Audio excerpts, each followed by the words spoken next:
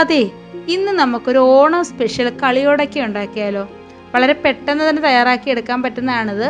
അതുപോലെ തന്നെ ഇത് തയ്യാറാക്കുമ്പോൾ നമ്മൾ കുറച്ച് കാര്യങ്ങളൊക്കെ ഒന്ന് ശ്രദ്ധിച്ചാൽ നല്ല പെർഫെക്റ്റ് ആയിട്ടുള്ള കളിയോടൊക്കെ നമുക്ക് ഉണ്ടാക്കി എടുക്കാവുന്നതാണ്. ഇത് പൊട്ടിത്തെറിക്കുകയൊന്നുമില്ല. അപ്പോൾ നമുക്ക് ഇതെങ്ങനെയാണ് ഉണ്ടാക്കുന്നത് നോക്കാം.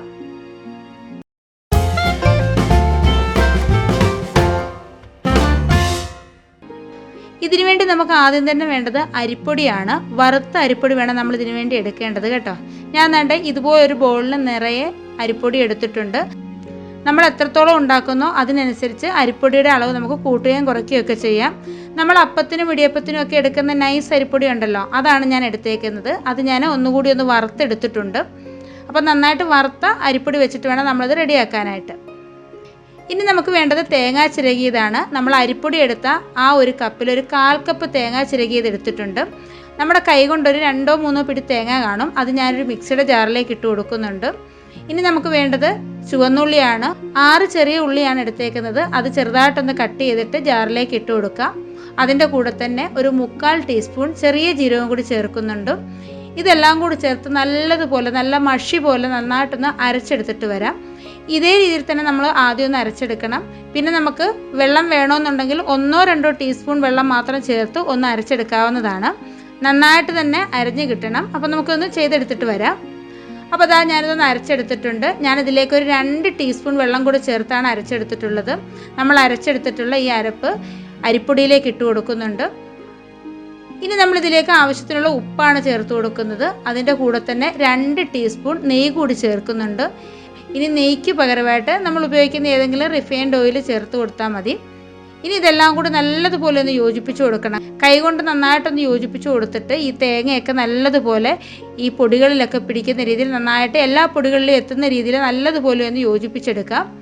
ഇതാകണ്ടില്ലേ, ഈ ഒരു രീതിയിൽ നമ്മളിവിടെ റെഡിയാക്കി എടുത്തിട്ടുണ്ട്. ഇനി ഇതിലേക്ക് നമുക്ക് വെള്ളം ഒഴിച്ചിട്ട് നന്നായിട്ടൊന്ന് കുഴച്ചെടുക്കണം. നമ്മൾ വെള്ളം എടുക്കുമ്പോഴേ നല്ല തിളച്ച വെള്ളം വേണം എടുക്കാനായിട്ട്. സാധാരണ നമ്മൾ ഇടിയപ്പത്തിനൊക്കെ മാവ് കുഴയ്ക്കുമ്പോഴേ നമ്മൾ അരിപ്പൊടി എടുത്ത അതേ അളവിൽ തന്നെ നമുക്ക് വെള്ളം ആവശ്യമായിട്ട് വരും.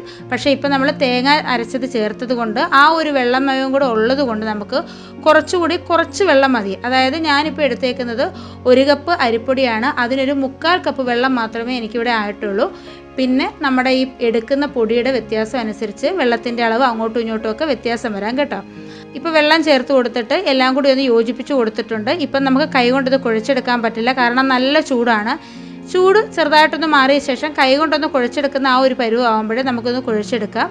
കളിയോടൊക്കെ ഉണ്ടാക്കാൻ വളരെ എളുപ്പമാണ്. പക്ഷെ പലർക്കും പേടിയാണ്, കാരണം ഇത് എണ്ണയിലേക്ക് ഇടുമ്പോൾ പൊട്ടിത്തെറിക്കാൻ ചാൻസ് ഉണ്ട്. ഇത് പൊട്ടിത്തെറിക്കാതിരിക്കാനാണ് നമ്മളിതിലേക്ക് നെയ്യ് ചേർത്ത് കൊടുത്തത്. അതുപോലെ തന്നെ ഇത് നമ്മൾ ചെയ്തെടുക്കുമ്പോഴേ വെള്ളം കൂടിപ്പോകാൻ പാടില്ല. വെള്ളം കൂടിയാലും ഇത് പൊട്ടിത്തെറിക്കാൻ ചാൻസ് ഉണ്ട് കേട്ടോ. ആ ഒരു കണക്കിന് മാത്രമേ നമ്മളിത് കുഴച്ചെടുക്കാവൂ. നമ്മൾ ഇടിയപ്പത്തിനൊക്കെ കുഴച്ചെടുക്കുന്നതിനെക്കാട്ടിൽ കുറച്ചുകൂടി ഒന്ന് ലൂസായിട്ട് വേണം കുഴച്ചെടുക്കാനായിട്ട്. ഇപ്പോൾ ദാണ്ട് ഇതിൻ്റെ ചൂടൊക്കെ ഒന്ന് ചെറുതായിട്ടൊന്ന് മാറി വന്നിട്ടുണ്ട്. ഇനി കൈ കൊണ്ട് തന്നെ നല്ല രീതിയിലൊന്ന് കുഴച്ചെടുക്കാം. അപ്പോൾ അതിന് മുമ്പായിട്ട് ഞാൻ ഇതിലേക്ക് 1/2 ടീസ്പൂൺ എള്ളാണ് ചേർക്കുന്നത്. ഇത് ഓപ്ഷണലാണ് കേട്ടോ. നമ്മൾ കളിയോടൊക്കെ ഉണ്ടാക്കി വെക്കുമ്പോഴേ അത് കാണാനൊരു ഭംഗിക്ക് വേണ്ടി മാത്രമാണ് നമ്മൾ എള്ള് ചേർത്ത് കൊടുക്കുന്നത്. എള്ള് ചേർക്കാതെ നമുക്ക് ഉണ്ടാക്കാവുന്നതാണ്. നമ്മളിത് റെഡിയാക്കി എടുക്കുമ്പോഴേ പൊടിയിലേക്ക് എണ്ണയോ അല്ലെങ്കിൽ നെയ്യോ ചേർത്ത് കൊടുക്കണം. അതുപോലെ തന്നെ ഇത് ഒരുപാട് വെള്ളവുമായി പോകരുത്, ലൂസായി പോകരുത്.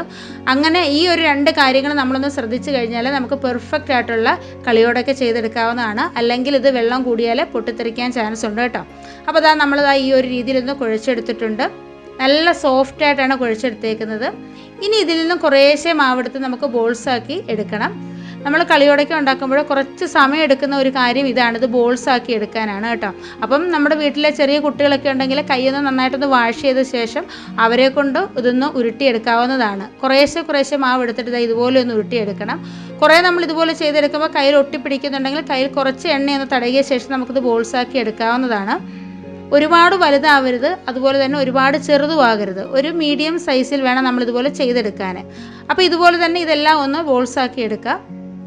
ഇതാകണ്ടില്ലേ, ഇത്രയും നമ്മളിവിടെ ചെയ്തെടുത്തിട്ടുണ്ട്. ഞാനിപ്പോൾ എല്ലാം ഒന്ന് ബോൾസാക്കി വെച്ചിട്ടില്ല, ഇത്രയും മാത്രമേ ചെയ്തിട്ടുള്ളൂ. ബാക്കി നമുക്ക് പിന്നീട് ചെയ്യാം.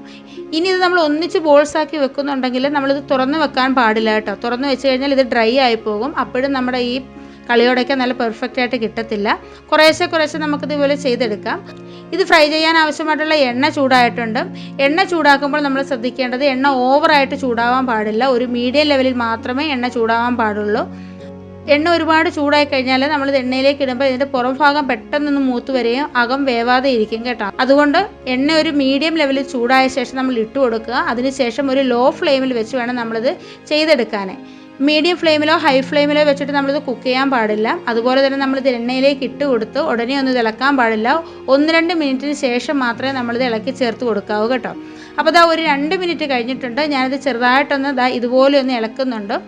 ഇതുപോലെ ഇളക്കി ചേർത്ത് വേണം നമ്മളിത് ചെയ്തെടുക്കാൻ. ഇങ്ങനെ ഇളക്കി ചേർക്കുമ്പോഴേ ഈ ബോൾസിൻ്റെ എല്ലാ ഭാഗവും ഒരേപോലെ തന്നെ നമുക്ക് നല്ലതുപോലെ ഫ്രൈ ആയിട്ട് കിട്ടും കേട്ടോ.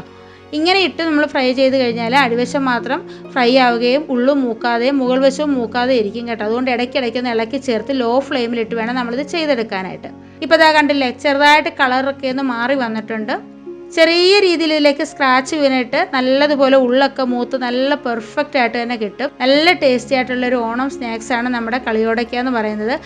ഇതാ കണ്ടില്ലേ, ഇപ്പോൾ ഈ ഒരു രീതിയിലൊന്ന് ഫ്രൈ ആയിട്ട് വന്നിട്ടുണ്ട്. ഒരുപാട് അങ്ങ് ഡാർക്ക് കളർ ആവാനായിട്ട് നിൽക്കണ്ട, കാരണം നമ്മളിത് കോരി വെച്ച് കഴിയുമ്പോഴും കുറച്ച് ഇതൊന്ന് മൂത്ത് കിട്ടും. ഇപ്പോൾ ഇതായിട്ടുണ്ട്. ഇതിൻ്റെ പതയൊക്കെ പോയിട്ട് നല്ല രീതിയിൽ നല്ല ആ ഒരു നമ്മൾ എടുക്കുമ്പോൾ തന്നെ നമുക്ക് ആ സൗണ്ട് കേൾക്കുമ്പോൾ തന്നെ അറിയാം നല്ലതുപോലെ തന്നെ ഫ്രൈ ആയിട്ടുണ്ടെന്നുള്ളത്.